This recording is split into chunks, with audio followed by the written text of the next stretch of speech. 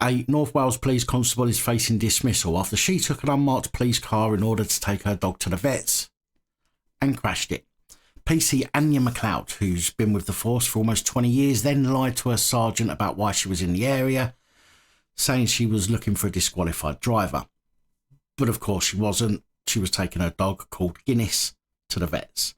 Now, something that other reports that I found don't seem to mention, which is odd, is that back in 2008, when PC Anja Macleod was known as PC Anja Mason, she and her police constable partner, who later became her husband, were filmed by a neighbour repeatedly hitting their border collie pup called Tess and their 4-year-old Rottweiler called Snoopy.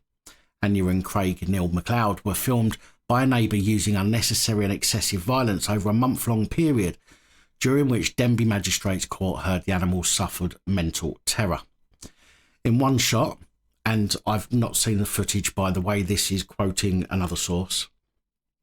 In one shot, Anja is seen kicking the 4-month-old puppy before throwing it in the air by the scruff of its neck.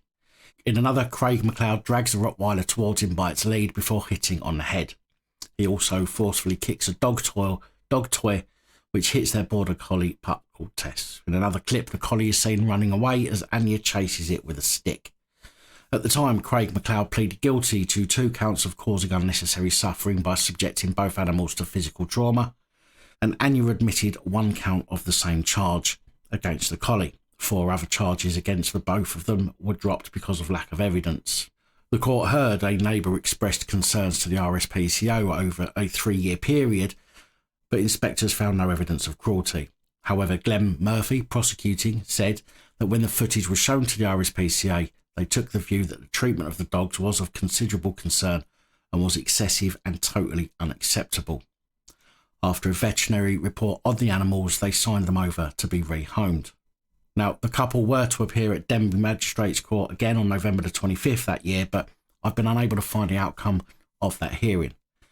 However, I would suggest that as they pleaded guilty to some of the charges, they would have been given a ban on owning animals either for a period of time or forever. However, at the time of researching for this report, I've been unable to contact anyone to find out, as the courts are closed and the police or RSPCA won't give me information deemed potentially as personal information. It is interesting how the media have been unable to pick up on this little fact, but little old me was able to find it and report it to you here.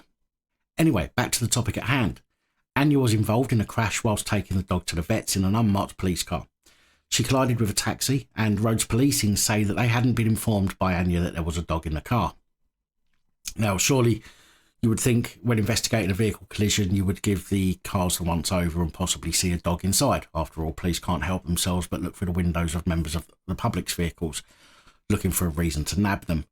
But it seems that she may have called her husband to remove the dog before the police arrived.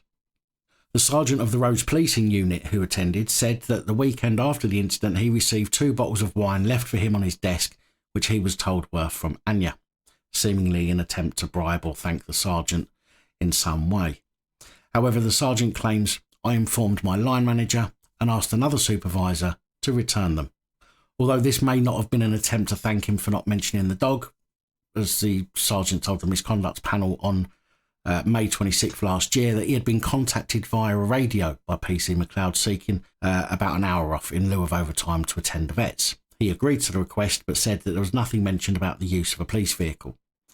Presenting lawyer Matthew Holdcroft said PC McLeod had her own private vehicle. Use of a police vehicle is entirely contrary to being off duty, he said. The police vehicle data showed she left her base and drove home and then to the vets. Mr. Holdcroft said she was there for about 26 minutes in uniform before heading towards her Prestatyn home. PC Anya McLeod then claimed the collision may have been caused when she was distracted by an automatic number plate recognition pinging in the car.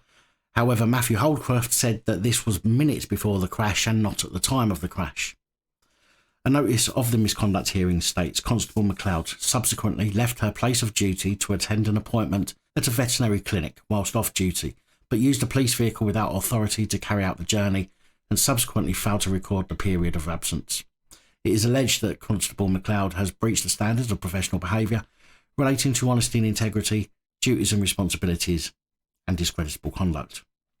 Now, Now, Anya denied that she called her husband to remove the dog from the scene so that she could pretend the pet hadn't been there, but she accepted that no one gave her permission to have a dog in the police car.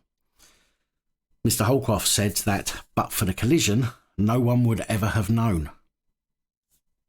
Which is true.